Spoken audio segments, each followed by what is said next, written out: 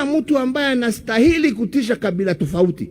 Sisi zote ni Wakenya, na Mwenyezi Mungu anajua ni kwa sababu gani alituweka pamoja kwa nchi ambayo inaitwa Kenya.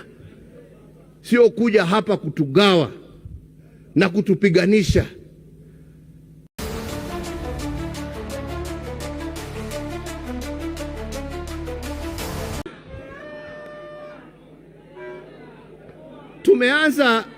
Tumeanza kuona wengine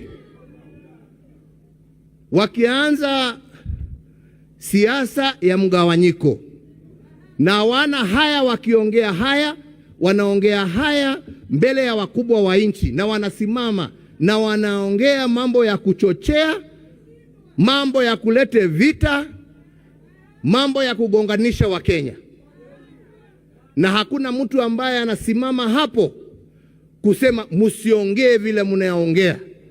Wanaruhusiwa tu waongee yale ambao wanasema.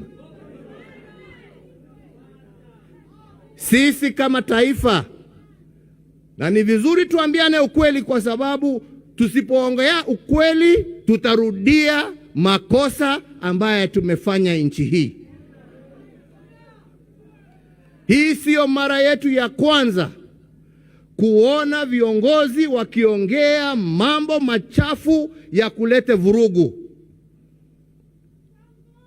na ya mwisho tuliyaona mwaka wa 2007.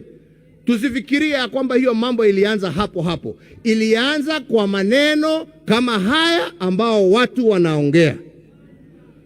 Na waomba viongozi wa serikali, naomba viongozi wa usalama wa nchi hii yetu ya Kenya, kama kwa ukweli mnapenda nchi yetu, msiruhusu mambo haya yaendelee.